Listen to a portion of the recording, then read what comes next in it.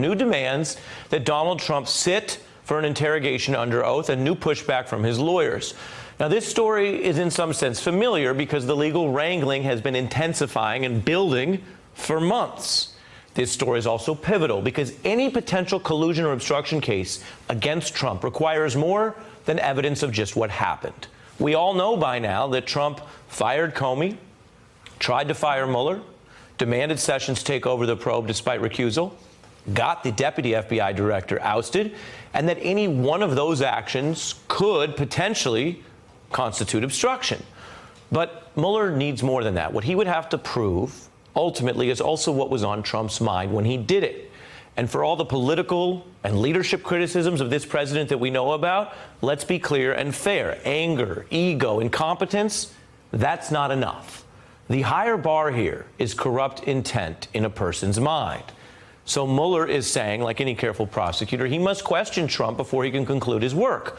And tonight, Trump's lawyers are leaking their new ongoing negotiations with Mueller to show that as of tonight, they're not accepting this full interview yet. So they're using two tactics: leaking information with their new letter to Mueller about a kind of a narrower counteroffer, and also talking to each other, these lawyers, in a radio call-in show, an appearance that can only be described as another bizarre chapter in one of the most bizarre live-action legal defenses of a president in our history. We give you the unusual scene this morning. Rudy Giuliani joining Trump lawyer Jay Sekulow on Sekulow's radio show, where they also took questions from listeners. Is there a deadline that you're trying to hit in responding to the special counsel? Look, we don't have an internal deadline. Mayor, I know you've said, and I've said this, we want to see this come to closure soon here. Mayor? Yeah, we do. It's about time that it ends. We do not want to run into the November elections. So you back up from that. This should be over with by September 1st. Trump's lawyers using their public profiles and radio show to leak their negotiations in real time and create more media content. That is what's happening right now. Now, here was their discussion of the big enchilada, the Trump interview. If there's going to be an interview, let's have it. He's got all the information that he needs. The interview will provide nothing in addition to what he already has. So he can write his report. If we've been willing to say, this is the answer he will give, and we'll be stuck with it. Well, we'll see. And of course, the question will be, look, we have an ongoing dialogue with the Office of Special Counsel in a professional manner. It went on like that. We try to be as fair as possible here, but what I'm about to say does sound negative about Mr. Giuliani. The fact is, he's a former federal prosecutor. When he claims a prosecutor does not need to interview key subjects of a probe under oath, he knows he's not telling the truth. He knows that's absurd, and he knows there must be some other reason they want to shield their client, Donald Trump, from going in and telling the truth about what he did or didn't do.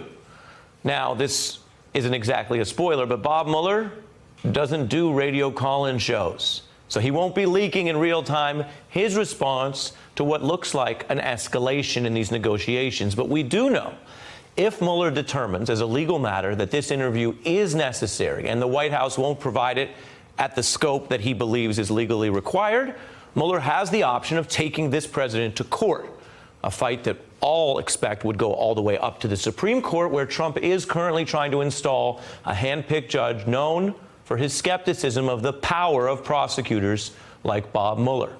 So let's get to it. I'm joined by Elie Honig, former assistant U.S. attorney in the Southern District of New York, where many of these cases have been. Joyce Vance, a former federal prosecutor as well. And Mike Lupica, longtime columnist for the New York Daily News, MSNBC contributor, and budding rap aficionado.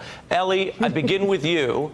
You've tried many cases and been around many cases. Have you ever seen live leaks of interview negotiations on a call-in show? No, I've never seen anything like it. And I think what's happening here, Ari, is there's a chess game that's getting underway. And the first move is Rudy Giuliani making these demands on conditions for an interview that are really just outrageous. He wants written questions. I've done hundreds of witness interviews. I've never once submitted a written question.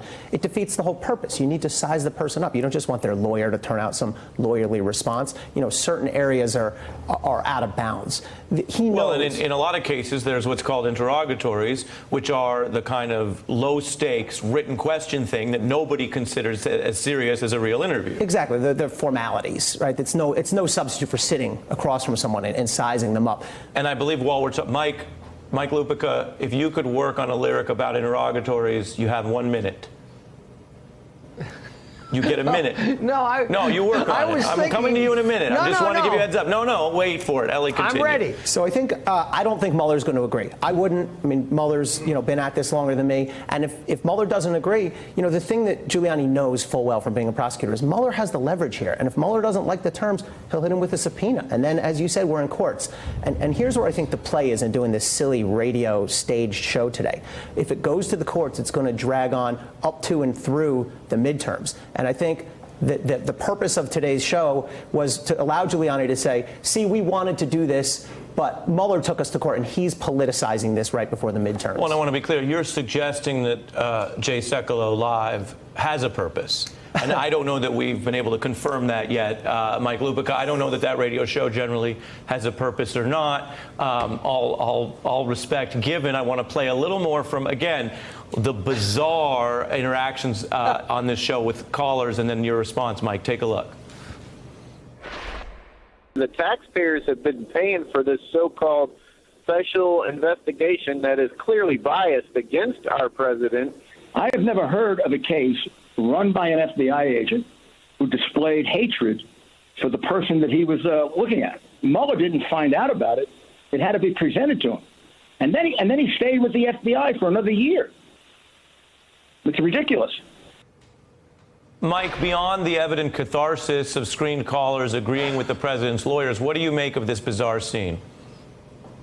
Ari, I used to do a radio show in sports, and I took those kind of calls, but those calls are making look serious compared to what we heard today. And with all due respect, I don't think this is a chess game. This is a three-card Monte game that these geniuses who represent Trump are engaged in.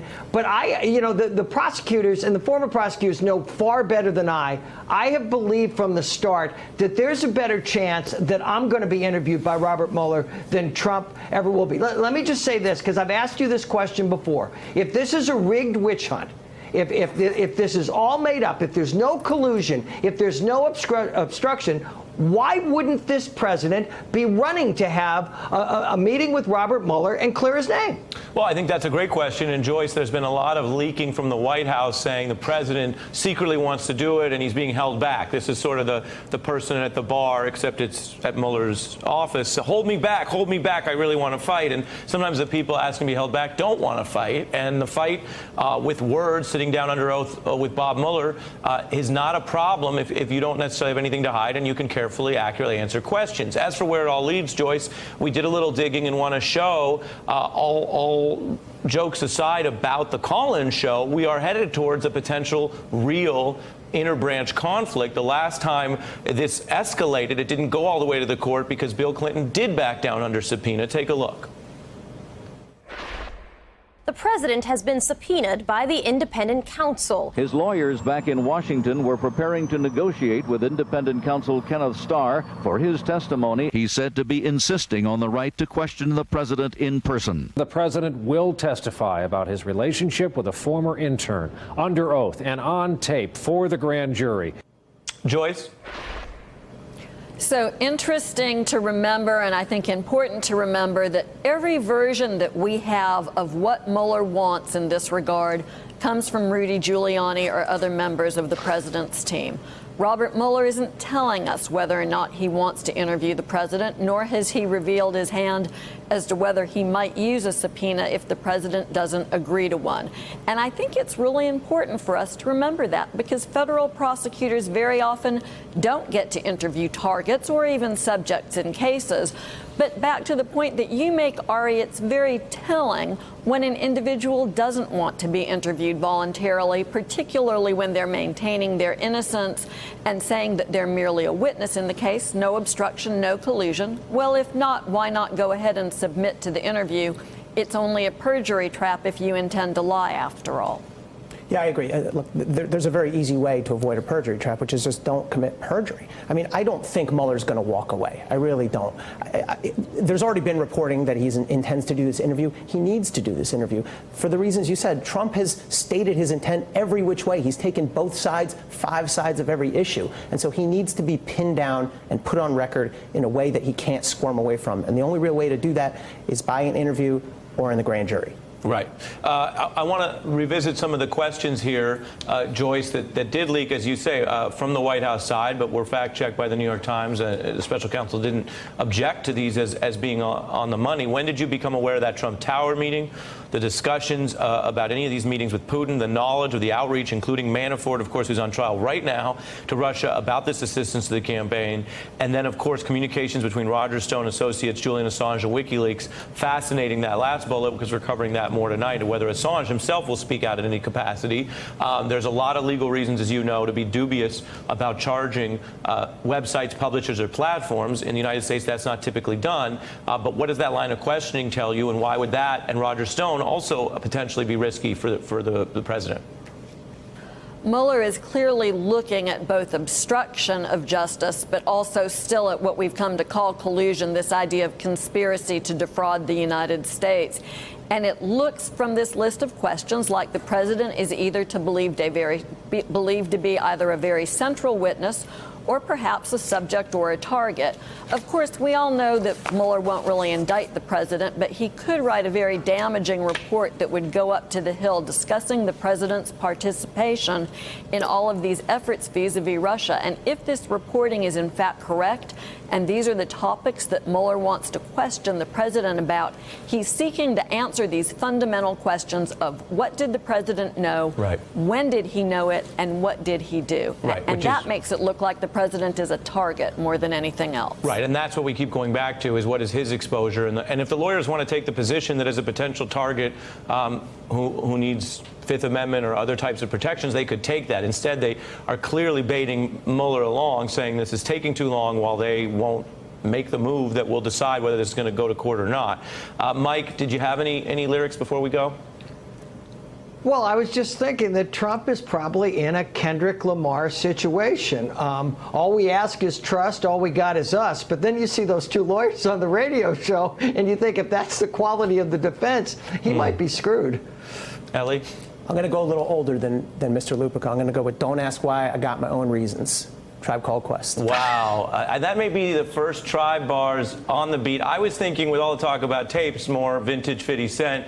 I do what I want. I don't care if I get caught. The DA can play this tape in court. And if you rap it right, court and caught actually rhyme. I don't have that level of skill. Hey, I'm Ari Melber from MSNBC. You can see more of our videos right here, or better yet, subscribe to our YouTube channel below. You could have been anywhere in the world, but you're here with us, and we appreciate that.